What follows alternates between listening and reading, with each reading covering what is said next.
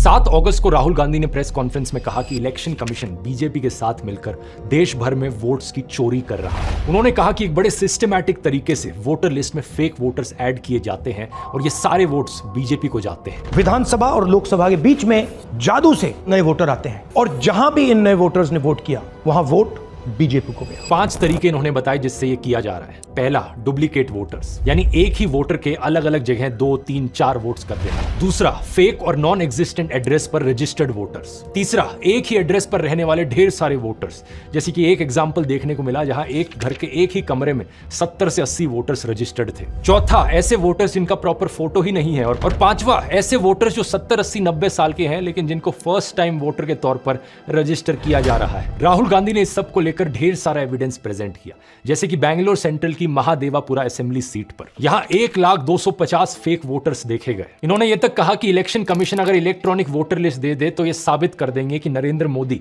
धांधली करके प्रधानमंत्री बने हैं। जब इतना बड़ा एक्सपोजे किया गया और इतने बड़े बड़े आरोप लगे तो पता है इलेक्शन कमीशन ने क्या जवाब दिया? कुछ ही सेकंड्स के अंदर वो ट्वीट करके कहते हैं कि ये एलिगेशंस मिसलीडिंग है। कोई इंक्वायरी नहीं, कोई चेकिंग नहीं, किसी एग्जैक्ट पॉइंट का कोई काउंटर जवाब नहीं, बस मिसलीडिंग घोषित कर दिया। और ऊपर से यह कहा इलेक्शन कमीशन ने कि अगर जांच करवानी है, जांच तभी होगी जब राहुल गांधी एफिडेविट पर साइन करके ओथ लेंगे कि ये सारा डेटा सही है। बताओ जरा। लेकिन कुछ मीडिया हाउसेस ने अपनी इन्वेस्टिगेशंस करी। इंडिया टुडे ने अपनी इन्वेस्टिगेशन करी जिसमें राहुल गांधी का महादेवापुर में मुन्नी रेड्डी गार्डन के हाउस नंबर 35 पर 80 वोटर्स का रजिस्टर होने का दावा सही मिला। ये 10 से 15 स्क्वायर फीट का एक कमरा था जिसमें केवल एक व्यक्ति रहता है, जिसके हिसाब से इस घर का ओनर बीजेपी से जुड़ा जयाराम रेड्डी है। लेकिन इस एक कमरे के एड्रेस पर 80 से ज्यादा वोटर्स रजिस्टर्ड थे। अब बात यहां पर यह है दोस्तों कि पहली बार नहीं है ऐसे आरोप लगे हों। दिल्ली इलेक्शन से पहले भी ढेर सारे सबूत प्रेजेंट किए थे आम आदमी पार्टी ने, जो दिखा रहे थे कि एक वोटर फ्रॉड हो रहा है। इन्होंने एक ही विधानसभा में शादरा में 11,008 वोट काटने के लिए एप्लीकेशन दी।